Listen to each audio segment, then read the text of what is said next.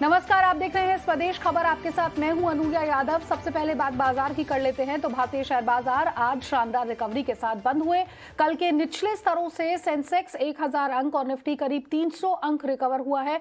Metal mining शेयरों में तेजी दिखाई दी और आईटी शेयरों में कमजोरी यहां पर रही। मेरे साथ मेरी सहयोगी पूजा त्रिपाठी ज्यादा अपडेट के लिए जुड़ गई है। पूजा, बताइए कैसा रहा आज का दिन, और एक बार 3 दिन के निचले स्तरों के बाद आज शानदार रिकवरी के साथ बाजार बंद हुए। निचले स्तरों से बाजार में आज शानदार रिकवरी देखने को मिली है। अगर सेंसेक्स की बात करें तो अपने लोएस्ट पॉइंट से आज के दिन करीब 900 अंकों की रिकवरी दिखाई है सेंसेक्स ने। निफ्टी ने करीब 250 अंक और बैंक निफ्टी ने निचले स्तरों से 550 अंकों का सुधार देखने को मिला है। तो पिछले इतने दिनों की जो गिरावट थी वो आज कहीं ना कहीं बाजार उधर से संभलता हुआ नजर आया है और निफ्टी और बैंक निफ्टी ने आज हरे निशान में ही क्लोजिंग दी है। इसके अलावा बीएसई आईटी इंडेक्स को अगर छोड़ दें तो सभी सेक्टरल इंडेक्स आज हरे निशान में ही बंद हुए हैं। मेटल और पावर इंडेक्स में 3% से ज्यादा की मजबूती देखने को मिली है। निफ्टी में चढ़ने वाले शेयरों की बात करें तो पावर ग्रिड, जेएसडब्ल्यू स्टील, कोल इंडिया, एनटीपीसी यहां पर अच्छी मजबूती थी। इसके अलावा लूजिंग साइड पर अगर देखें तो IndusInd bank, Asian paints, Infosys और विप्रो यहां पर आज कमजोरी देखने को मिली है। आज मेटल शेयरों में काफी अच्छा मोमेंटम देखा गया, जिसमें कि Vedanta, NMDC, Jindal stainless, JSW steel ये कुछ ऐसे स्टॉक्स थे जहां पर कि आज काफी अच्छी मजबूती देखी गई। रियल एस्टेट शेयरों में आज अच्छी मजबूती थी। India Bulls Real Estate, Mahindra Lifespace, Phoenix Mills और गोदरेज प्रॉपर्टीज यहां पर अच्छा रुझान देखने को मिला। और इसके अलावा पावर शेयरों में भी आज अच्छी मजबूती थी। इसमें Adani green, Tata power, Torrent power और पावर ग्रिड जैसे शेयरों में भी आज अच्छा रुझान देखने को मिला। तो ये कुछ ऐसे स्टॉक्स थे, कुछ पॉकेट्स ऐसे थे जहां पर कि काफी अच्छा मोमेंटम देखा गया है। और इसके अलावा बाजार ने भी निश्चित तौर से अच्छी रिकवरी यहां पर देखने को मिली। ठीक है, शुक्रिया पूजा इस अपडेट को हम तक पहुंचाने के लिए। और देखिए, बाजार में गिरावट का माहौल है और इस बीच ईटी नाउ स्वदेश पर बाजार के दिग्गजों ने कहा कि भारतीय बाजार बुल मार्केट में है, गिरावट खरीदारी का अच्छा मौका है। सुनिए। कुछ ऐसे अच्छे बिजनेस भी हैं जहां पे फ्लोटिंग स्टॉक कम था, होल्डर्स कॉन्सेंट्रेटेड थे, तो अगेन दामों को आसमान पे छू दिया है। तो यह जो रेड जोन है वहां पे अभी भी करेक्शन जारी रहेगा और वहां पे निवेश करके लोगों का ज्यादा पैसा लॉन्ग टर्म में नहीं बनेगा। उसके सिवा मार्केट में करेक्शन हेल्थी है, फंडामेंटल्स आज भी सपोर्टिव है और ये करेक्शन में निवेश करने का मौका निवेशकों को मिलेगा। तो मेरे ख्याल से domestic capex link theory themes, real estate and domestic consumptions में जो हमने सेक्टर देखे हैं उसमें नेक्स्ट 2-3 साल से के लिए अच्छी ट्रैक्शन दिख सकती है। I still believe very firmly that we continue to be in a bull market, and you will see these occasional bouts of correction, which are healthy to shake off any complacency, and the markets will become more stock specific than they have been. In this the pack which has gone up and the valuations are very high, definitely one should look at these corrections to buy especially. और देखिए, IIFL group के founder और chairman Nirmal Jain ने बाजार को लेकर कहा कि कोरोना के बाद स्थिति काफी बेहतर है और रिटेल सेंटिमेंट काफी तेजी से सुधर रहा है। टचवुड मैं कहूंगा कि एक बहुत ही ऑप्टिमिज्म और तेजी का माहौल है। मोस्ट ऑफ द बिजनेसेस में रिकवरी है और लोगों को जो डर था कि कोविड 2 के बाद हो सकता है कोविड 3 आए या और कुछ हो, वो अब कम हो रहा है। और कुछ जो पेंट अप डिमांड जैसी थी, बहुत लोगों ने अपने जो डिसीजन थे वो पोस्टपोन कर दिए थे। और कभी कभी बिजनेस में क्या होता है कि जैसे अगर एक बार माहौल सुधरता है तो उससे सभी सेक्टर और सभी फैसेट जो है उसमें आपको एक अच्छा माहौल देखने को मिलता है। तो जहां तक मैं समझता हूँ क्रेडिट की डिमांड में, कलेक्शन एफिशिएंसी में और जो लोगों का जो मनस्थिति है इस इकोनॉमी और बिजनेस के बारे में, उसमें काफी पॉजिटिव रुझान है और काफी सुधार है। और देखिए, पेटीएम की खराब लिस्टिंग और बाजार में चल रही कमजोरी के बीच लेटेंट व्यू की बम्पर लिस्टिंग हुई है। ये एनएसई पर 197 रुपए इशू प्राइस के मुकाबले 512 रुपए पर लिस्ट हुआ। 600 करोड़ का ये इशू 388 गुना सब्सक्राइब हुआ था। Absolutely. I mean, there is a huge amount of opportunity for growth as far as data and analytics is concerned. I have been mentioning even to our investor community that we are truly at an inflection point with more and more companies accelerating their digital journeys and figuring out ways by which they can use all of the data that they are now collecting now that they are interacting with their consumers, with their employees, through online and digital channels. So I believe that the opportunity is plentiful. We do want to do justice to that opportunity. So in some sense, the IPO that we have done and the funds that we are getting as part of the IPO proceeds, they are really to help us in accelerating our own growth within the context of the industry. A good chunk of the proceeds we are setting apart for going after inorganic growth opportunities as well, in the sense that we believe there are a lot of small, young, nimble companies that are doing work which are very aligned to the wheelhouse in which we operate, whether it is a geographic focus or whether it is a type of work that we do or the industries that we are focused on. The intention is to try and make use of the funds from the IPO to accelerate growth through inorganic mechanisms as well. In addition to that, we've also been investing into the front end, in terms of sales and business development and marketing bandwidth. We believe that all of this will start yielding results in the coming quarters because the entire market is evolving fairly rapidly, and we believe that it's a great time to be able to have this kind of focus and the funding backing as well, that supports the growth. देखिए, crude oil को लेकर काफी बड़े developments हो रहे हैं। एक तरफ सप्लाई बढ़ाने के लिए दुनिया की बड़ी इकोनॉमी अपने रिजर्व से क्रूड ऑयल जारी कर रही है, वहीं दूसरी तरफ यूरोप में कोरोना के नए मामले बढ़ने से मांग घटने की चिंता है। मेरे साथ मेरे सहयोगी विश्व मोहन यहाँ पर ज्यादा अपडेट के लिए जुड़ गए हैं। विश्व मोहन, बताइए कब तक बाकी देशों के आंकड़े आएंगे और आखिर पूरी कवायद जो है ये क्या है, क्यों है और मांग घटने की बड़ी चिंता आखिर क्या है? देखिए, जिस तरह से कच्चे तेल की कीमतों में तेज़ी आई थी तो यूएस ने ओपेक प्लस देश, जो सबसे बड़े उत्पादक देश हैं, उन देशों से उन्होंने अपील की थी कि वो उत्पादन को बढ़ाएं, लेकिन वो उत्पादन अपने तय हिसाब से ही बढ़ा रहा है। हर महीने 4 लाख बैरल बढ़ाने की उनकी जो कोशिश हो रही है वही कर रहे हैं, उससे ज़्यादा नहीं बढ़ा रहा है। यूएस की अपील को उन्होंने नकार दिया। तो यूएस की तरफ से उनके जितने भी कोऑर्डिनेटेड एफर्ट्स हैं, चाइना, इंडिया, जापान और साउथ कोरिया, इनके साथ मिलके वो अपने स्ट्रैटेजिक रिजर्व यानी एसपीआर के जरिए क्रूड ऑयल मार्केट में जारी कर रहे हैं और कोशिश कर रहे हैं कि मार्केट में सप्लाई बढ़ाई जाए। हालांकि इनकी सप्लाई इतनी ज़्यादा नहीं है कि मार्केट को बहुत ज़्यादा असर करे। शॉर्ट टर्म के लिए हो सकता है कि सप्लाई बढ़ सके। तो हिंदुस्तान की तरफ से भी कहा गया है कि 50 लाख बैरल के आसपास यहाँ भी एसपीआर से तेल जारी किए जाएंगे और आने वाले दिनों में कुछ और देश भी अगले 1 से 2 हफ्ते में तेल जारी करेंगे। लेकिन सबसे बड़ी दिक्कत ये है कि यहाँ पर जब अगर क्रूड कीमतों को अगर नीचे लाना है तो ओपेक प्लस देशों को उत्पादन बढ़ाना होगा। लेकिन एक बात आपको और बताना चाहूँगा कि इतिहास गवाह रहा है कि जब भी अमेरिका चाहता है तो क्रूड की कीमतें नीचे आती है। और जिस तरह से अगले साल मिड टर्म इलेक्शन है, यूएस में संसद के चुनाव है, ऐसे में कोई भी सरकार नहीं चाहेगा कि उनका महंगाई दर 6% रहे और ग्रोथ की दर 3% रहे। तो अगर महंगाई ज़्यादा किस लिए है, क्योंकि एनर्जी प्राइसेस बहुत ज़्यादा है, उसका बहुत ज़्यादा इम्पैक्ट महंगाई को लेकर है। तो किसी भी हालत में अमेरिका चाहता है कि जब अगले साल चुनाव से पहले यहाँ पर क्रूड के दाम कम हो, तो बहुत सारे एक्सपर्ट बोल रहे हैं कि $70 तक आ सकता है। क्रूड कीमतों में जो हाल में नरमी देख रहे हैं पिछले 2 हफ्ते से, उसके पीछे एक और वजह यह है कि यूरोप में जिस तरह से कोरोना के केसेस बढ़े हैं, ऑस्ट्रेलिया ने लगातार 4थी बार नेशनल लॉकडाउन लगाया है और कुछ और देश, जर्मनी के साथ कुछ और देश नए रिस्ट्रिक्शंस, नई पाबंदियां लगाने की तैयारी कर रहा है। तो इस सब का असर आने वाले समय में कच्चे तेल की कीमतों पर दिखेगा और क्रूड में थोड़ी और नरमी आ सकती है, लेकिन बहुत ज़्यादा नरमी की उम्मीद नहीं है क्योंकि सर्दियां हैं और एनर्जी क्राइसिस पूरी दुनिया में चल रही है, तो उसका फ़ायदा क्रूड को मिलेगा। तो शॉर्ट टर्म में थोड़ी नरमी दिखेगी, लेकिन आगे क्रूड में वापस से तेज़ी पकड़ेगी। जी ठीक है, बहुत बहुत शुक्रिया आपका विश्व मोहन इस तमाम अपडेट को हम तक पहुंचाने के लिए। देखिए, गोल्डमैन सैक्स का अनुमान है कि अगले साल भारत की जो जीडीपी ग्रोथ है वो बढ़कर 9.1% तक पहुंच सकती है। वैक्सीनेशन बढ़ने और प्रतिबंध हटने के बाद प्राइवेट खपत में तेजी आएगी। हालांकि अगले साल महंगाई दर में इजाफे का अनुमान जरूर है। मेरी सहयोगी कृतिका की आप ये पूरी रिपोर्ट देखिए। गोल्डमैन सैक्स के मुताबिक इंडिया का जीडीपी ग्रोथ 9.1% बढ़ेगा in calendar year 2022 as compared to 8% in 2021।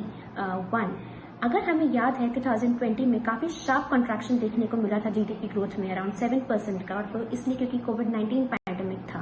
लेकिन गोल्डमैन सैक्स कहता है जैसे कि रिस्ट्रिक्शंस ईज हो रही हैं और बहुत से लोग वैक्सीनेट होते जा रहे हैं, काफी कॉन्फिडेंस बिल्डअप हो रहा है, तो इस वजह से प्राइवेट कंजम्पशन भी इम्प्रूव हो रहा है। इनफैक्ट वो कह रहे हैं कि काफी रिवाइवल साइंस हैं कॉर्पोरेट्स में कैपिटल एक्सपेंडिचर के, और हाउसिंग इन्वेस्टमेंट भी इम्प्रूव हो रहा है जो काफी सालों से ठंडा पड़ा हुआ था। लेकिन गोल्डमैन सैक्स ने ये बात हाईलाइट करी कि जीडीपी ग्रोथ तो इम्प्रूव होने के चांसेस हैं, लेकिन इन्फ्लेशन भी इम्प्रूव होने के चांसेस हैं। सीपीआई इन्फ्लेशन गोल्डमैन सैक्स के मुताबिक भी इम्प्रूव होगा 5.8% in 2022 from 5.2 in 2021, और ये इसलिए क्योंकि कमोडिटी कॉस्ट्स बहुत बढ़ चुकी हैं और अब मैन्युफैक्चरर्स जो है उस कॉस्ट को पास ऑन करेंगे कस्टमर्स को। इनफैक्ट ऑयल प्राइसेस भी ऑन एन एवरेज लगता है कि बढ़े रहेंगे अगले साल में। फूड इन्फ्लेशन भी बढ़ा रहेगा 5.2% फ्रॉम 3.7 in 2021। तो इन सब के रहते हुए आरबीआई के पास कुछ ऐसे कंसर्न्स हैं जो वो फेस कर रहा है, जैसे कि सीपीआई इन्फ्लेशन या फिर अर्बन ग्रोथ जो इम्प्रूव हो रही है लेकिन रूरल ग्रोथ इतनी इम्प्रूव नहीं हो पा रही है। तो हमने देखा है कि आरबीआई ने अभी तक बहुत ही अकोमोडेटिव स्टैंस रखा है क्योंकि पैंडेमिक था, लेकिन अब लिक्विडिटी टाइटनिंग के चांसेस हैं। तो गोल्डमैन सैक्स के मुताबिक आरबीआई अपने रेट्स हाइक करेगा Q2 से कैलेंडर ईयर 2022, और उसके अकॉर्डिंग अराउंड 75 बेसिस पॉइंट का रेट हाइक हो सकता है Q2, Q3 और Q4 नेक्स्ट ईयर के। देखिए, जीएसटी की दरों में बदलाव को लेकर 27 नवंबर को ग्रुप ऑफ मिनिस्टर्स की बैठक में चर्चा होने की उम्मीद है। ईटी नाउ स्वदेश को मिली एक्सक्लूसिव जानकारी के मुताबिक इस बैठक में जीएसटी के नए स्ट्रक्चर और कुछ आइटम्स की दरों में बदलाव भी किया जा सकता है। साथ ही साथ 12% और 18% के स्लैब का मर्जर भी किया जा सकता है। मेरे साथ प्रकाश प्रियदर्शी जो है वो ज्यादा अपडेट के जुड़ गए हैं। प्रकाश, बताइए इसका आखिर मतलब क्या है? 12% और 18% के स्लैब को अगर मर्ज कर दिया जाता है तो किस तरह का असर पड़ेगा? 27 नवंबर को जैसा कि हमें जानकारी मिल रही है ग्रुप ऑफ मिनिस्टर्स की बैठक है। ये ग्रुप ऑफ मिनिस्टर जो गठन हुआ है वो दरअसल कर्नाटक के मुख्यमंत्री की अध्यक्षता में इसका गठन हुआ है, जिसमें 6 राज्यों के मंत्री शामिल हैं। और इस जीओएम की जो गठन हुआ है वो 3 अहम मुद्दों के लिए हुआ है। एक, जो रेट रेशनलाइजेशन है, मतलब जीएसटी का अभी का जो रेट स्ट्रक्चर है उसमें किस तरह के बदलाव की जरूरत है। दूसरा, जो स्लैब है उस स्लैब में, क्योंकि सरकार 3 स्लैब करना चाहती है और इसको लेकर सहमति बनाने की कोशिश की जा रही है। और जो तीसरा अहम पॉइंट है वो है रेवेन्यू ऑगमेंटेशन, कि कैसे राजस्व बढ़ाई जाए। वो 3 अहम मसले हैं जिस पर चर्चा होगी 27 नवंबर को। और सबसे अहम इसमें यह है कि स्लैब मर्जर की जहां तक बात है उसमें यह कहा जा रहा है कि 12 और 18% के स्लैब को मर्ज करके 15 या 15 या 16% का कोई स्लैब बनाया जा सकता है, जो कि रेवेन्यू न्यूट्रल रेट के बराबर ही होगा। हालांकि उस पर अभी चर्चा होनी है और उसके बाद अगर सहमति बन जाती है तो जीओएम इस पर रिकमेंडेशन अपनी देगी। इसके अलावा जो रेट रेशनलाइजेशन की बात है, जिसमें आपने भी जिक्र किया, कई ऐसे आइटम हैं जिसमें दरों में बदलाव किए जा सकते हैं। करीब करीब 60 आइटम ऐसे हैं, जैसा कि हमें जानकारी मिल रही है, जिसमें दरों में बदलाव किए जाएंगे। गोल्ड सिल्वर जैसे जो प्रीशियस आइटम्स हैं उस पर भी चर्चा होगी। पिछली बैठक में इस पर चर्चा नहीं हो सकी थी, उस पर भी चर्चा होगी कि क्या इनके दरों में बदलाव करने की जरूरत है। हालांकि एसोसिएशन की तरफ से काफी विरोध किया जा रहा है कि इसमें जीएसटी पर में कोई बढ़ोतरी न किया जाए। अभी 3% है, 5% करने की बात चल रही है। इसके अलावा कई ऐसे आइटम्स हैं, जैसे घी है, 12% जीएसटी स्लैब में है, इसको बढ़ोतरी करके 18% करने की बातचीत चल रही है। इसके अलावा कुछ और ऐसे आइटम्स जो कि 0% स्लैब में है या जीएसटी दायरे से बाहर है, उनको भी जीएसटी एम्बिट में लाने की बात चल रही है ताकि राजस्व में बढ़ोतरी की जा सके। ये भी चर्चा चल रही है, जैसा कि हमें सोर्स बता रहे हैं कि जो बिटकॉइन एक्सचेंजेस हैं क्रिप्टो एक्सचेंजेस हैं उनको जीएसटी के दायरे में लाने की बातचीत चल रही है। इस पर चर्चा होगी 27 नवंबर को। एक बार जब जीओएम अपनी सिफारिशें सौंप देगी जीएसटी काउंसिल को, उसके बाद ये भी जानकारी मिल रही है कि दिसंबर में, इसी साल दिसंबर में जीएसटी काउंसिल की एक अहम बैठक होगी और इन सिफारिशों पर अंतिम मंजूरी मिल जाएगी। ठीक है, शुक्रिया प्रकाश इस अपडेट को हम तक पहुंचाने के लिए। और देखिए, एल&टी इंफ्रास्ट्रक्चर की एसपीवी हलोल के रेजोल्यूशन प्लान को लेकर एक बड़ी और एक्सक्लूसिव खबर हमारे पास है। मेरे साथ मेरे सहयोगी अंकुर मिश्रा यहां पर ज्यादा अपडेट के जुड़ गए हैं। अंकुर, बताइए क्या कुछ जानकारी आपके पास है? जी हाँ, एल&टी हलोल को लेंडर्स इंसॉल्वेंसी प्रोसीडिंग्स के जरिए रिजॉल्व करना चाहते हैं और हमें मिली जानकारी के मुताबिक एक्सप्रेशन ऑफ इंटरेस्ट यानी ईओआईस मंगवाए जाएंगे।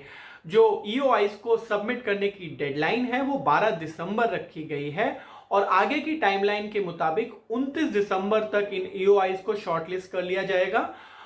उसके बाद जो शॉर्टलिस्टेड कैंडिडेट्स हैं वो अपना फाइनल रिजोल्यूशन प्लान 19 जनवरी 2022 तक सबमिट कर सकते हैं। जो एलिजिबिलिटी क्राइटेरिया है उसके मुताबिक कंपनी जो अप्लाई कर रही हैं उनका मिनिमम नेटवर्थ 200 करोड़ रुपए होना चाहिए। आपको हम बता दें, एल&टी हलोल एक स्पेशल पर्पस व्हीकल थी एल&टी इंफ्रास्ट्रक्चर की, जिसको जिम्मेदारी दी गई थी कि जो 173 किलोमीटर लंबा 2 लेन हाईवे है हलोल से लेके शामला जी तक गुजरात में, उसको 4 लेन में कन्वर्ट किया जाए। हालांकि ये प्रोजेक्ट कभी टेक ऑफ नहीं हो पाया और लेंडर्स अपना डेट को रिकवर नहीं कर पाए और जिसके बाद एनसीएलटी चेन्नई में इंसॉल्वेंसी की कार्रवाई शुरू हो गई। तो अब लेंडर्स ईओआईस मंगवा रहे हैं इसी डेट को रिजॉल्व करने के लिए और उम्मीद कर रहे हैं कि बहुत ही जल्द कोई एक रिजोल्यूशन एप्लीकेंट का चुनाव हो पाएगा। ठीक है, शुक्रिया आपका इस अपडेट के लिए। और देखिए, वोडाफोन ने अपने ग्राहकों को तगड़ा झटका दिया है। कंपनी ने अपने सभी प्रीपेड टैरिफ प्लान्स में 25% की बढ़ोतरी की है, जो 25 नवंबर से लागू होगा। भारी कर्ज में डूबी वोडाफोन ने अपने एक बयान में कहा कि उसके नए प्लान से एवरेज रेवेन्यू प्रति यूजर में सुधार की प्रक्रिया शुरू होगी और इंडस्ट्री को वित्तीय दबाव से बाहर निकलने में मदद मिलेगी। अब कंपनी का बेसिक पैक 99 रुपए से शुरू होगा। हम आपको बता दें कि पहले इसकी कीमत 89 रुपए थी और इससे पहले एयरटेल ने अपने प्लान को बढ़ाया था। मेरे साथ विनी मोतीवाल यहां पर ज्यादा अपडेट के लिए जुड़ गई हैं। विनी, बताइए क्या कुछ अपडेट आपके पास है? अब वोडाफोन ने यहां पर जो अपना बेसिक प्लान है उसके प्राइस में बढ़ोतरी की है, इससे पहले एयरटेल ने अपने प्लान्स को बढ़ाया था। और भारतीय एयरटेल को फॉलो करते हुए, उसके प्राइस हाइक को फॉलो करते हुए आज वोडाफोन आइडिया ने भी अनाउंस किया कि वो प्राइस हाइक्स लेंगे अपने प्रीपेड टैरिफ प्लान्स में और जो क्वांटम है वो प्राइस हाइक्स का वो काफ़ी सिमिलर है भारतीय एयरटेल से। वो वोडाफोन आइडिया का क्वांटम भी 21% है और ये मूव काफ़ी एक्सपेक्टेड था। एक बार टेलीकॉम सेक्टर में वन प्लेयर प्राइस हाइक्स लेता है तो अदर्स जो कॉम्पिटिटर्स हैं उनके भी प्राइस हाइक्स आ जाते हैं very soon. So may be Jio also follow up क्यों का भी एक्सपेक्टेड हो सकता है कि जियो भी प्राइस हाइक ले सकते हैं अपने प्रीपेड टैरिफ प्लान्स में। पर as of now Vodafone Idea का जो आरपू है वो है around 109 rupees as on September 30, 2021 और एनालिस्ट एक्सपेक्ट कर रहे हैं, बिलीव कर रहे हैं कि ये जो आरपू होगा वो इम्प्रूव हो सकता है और हो सकता है अराउंड ₹115 पे। एज ऑफ नाउ देखा जाए अब तक जो ये प्रीपेड प्लान्स है, क्योंकि ये सिर्फ प्रीपेड पे टैरिफ हाइक्स है, तो प्रीपेड के जो अकाउंट्स है वोडाफोन आइडिया में वो है around 92.1% of the total subscribers. तो काफ़ी सारा प्रीपेड अकाउंट से ही आता है। उनका टोटल सब्सक्राइबर्स जो है 92% है, तो वो भी ध्यान रखना पड़ेगा। और उसके अलावा जो ब्लेंडेड चर्न है वोडाफोन आइडिया का वो है अराउंड 2.9% पे और कंपनी का और इसके हिसाब से अगर देखा जाए तो यहाँ पे राइज भी हो सकता है क्योंकि जो पोस्ट टैरिफ है कि ब्लेंडेड चर्न भी इंक्रीज हो सकती है वोडाफोन आइडिया की। ठीक है, शुक्रिया विनी इस अपडेट के लिए। देखिए, देश में पर्यावरण संरक्षण और ऑटोमोबाइल सेक्टर में रेवेन्यू जनरेशन की दिशा में स्क्रैपिंग पॉलिसी काफी कारगर साबित होने वाली है। भारत सरकार द्वारा मान्यता प्राप्त देश के पहले ELV स्क्रैपिंग और रिसाइकलिंग यूनिट का उद्घाटन करते हुए आज परिवहन मंत्री नितिन गडकरी ने कहा कि रिसाइकलिंग से इंपोर्ट का बोझ कम होगा और प्रोडक्शन कॉस्ट में कमी आएगी। Actually, Indian automobile sector is very important sector in India. This sector is giving maximum employment potential, and this sector is giving maximum revenue to the state and central government. Today, the all prestigious brands in the whole world, they are all present in India. And because of this scrapping policy, first of all, ecology and environment is very, very important, because the old vehicles creating lot of pollution, and we are all facing the problem because of health problem, because of the air pollution. Particularly in Delhi, pollution is a big problem for all the society. And this is exactly one of the important solutions where we can reduce the pollution. But at the same time, for the economy also it is equally important. And I am confident that by this scrapping policy, our automobile industry will be more competitive in international market. Because of scrapping, we will get all the raw materials, the aluminum, copper, steel, plastic, rubber, everything with a lower cost, by which we can reduce the production cost, and we will be more competitive in international market.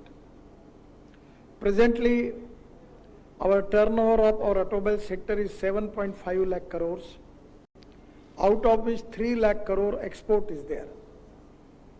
And as a transport minister, related with the automobile, my aim is to make Indian industry to the volume of 15 lakh crore within 5 years. तो स्वदेश खबर के इस bulletin में मेरे साथ बस इतना ही। दीजिए इजाजत। नमस्कार।